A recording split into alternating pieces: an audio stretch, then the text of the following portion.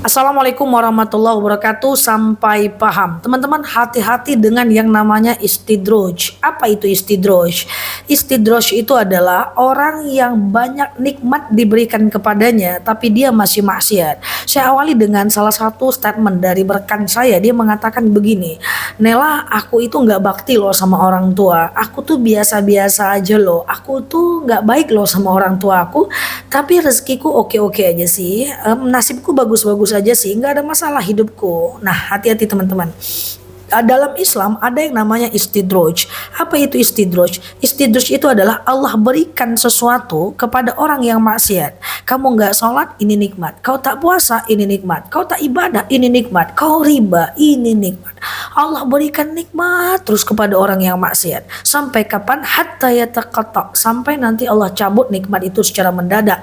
Ujung-ujungnya stroke mendadak, ya, kemudian rumah terbakar mendadak. Nah, inilah yang dinamakan dengan istidroj. Jadi kita jangan berbangga hati kalau seandainya kita maksiat, kita nggak sholat, kita nggak puasa, tapi nikmat itu jalan terus. Itu hati-hati. Istidroj itu adalah Allah mendiamkan seseorang. Allah mendiamkan seseorang yang orang itu dia dibiarkan oleh Allah, dicuekin oleh Allah sampai akhirnya nanti Allah marah dan akan Allah cabut nikmat itu secara mendadak.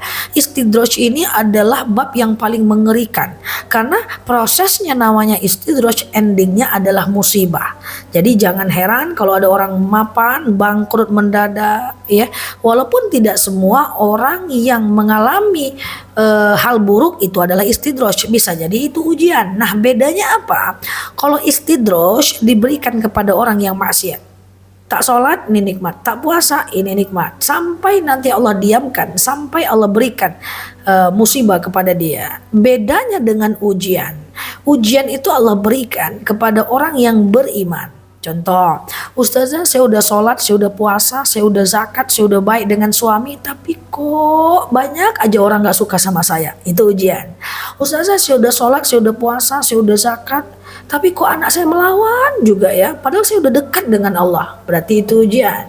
Ya Allah, Ustazah, aku ini udah belajar loh, tapi kok gak nangkep-nangkep ilmunya ya. Berarti itu ujian. Oke? Nah, tapi kalau istidroj endingnya adalah musibah. Kalau ujian itu adalah yang Allah berikan untuk orang yang beriman. Nah, itu aja. Jadi misalnya nih kita sakit, ya, kita sakit, kita cek dulu, hati-hati, ini musibah istidroj atau ini ujian. Kalau kita rasanya udah taat, udah baik, udah belajar, udah dekat dengan Allah, tapi kena juga masalah, berarti itu ujian. Kalau ujian itu aman, ujian Allah berikan supaya kita naik kelas keimanannya. Tapi kalau kita nggak sholat, nggak puasa, nikmat banyak, rezeki banyak, hutang nggak ada, semua orang baik dengan kita, semua orang sayang sama kita, kita nggak sholat, kita nggak puasa, kita nggak pernah ibadah, tapi nggak ada masalah hidup, hati-hati, tinggal nunggu waktu, Allah akan cabut nikmat itu secara mendadak. Na'udzubillah. Bagaimana cara menghindari istidroj yang endingnya adalah musibah? Caranya begini, semakin tinggi nikmat, semakin tinggi ibadah, semakin banyak rezeki, semakin tinggi sedekah, semakin banyak bagus rezeki, maka semakin tinggi ibadah, semakin banyak orang yang sayang, semakin kuat menyayangi orang lain, semakin banyak orang yang mencintai, semakin kuat membalas kebaikan orang, supaya kita tidak terjebak dengan istidroj. Jadi imbangi nikmat dengan kualitas dan kuantitas ibadah. Karena kalau dia nggak imbang, maka endingnya akan istidroj. Oke, terima kasih Neloki di sini. Like, share video saya ini, follow kanal saya ini, cek ratusan video saya yang lain, dan terima kasih telah menemani Neloki di sini. Sampai paham. Assalamualaikum warahmatullahi wabarakatuh.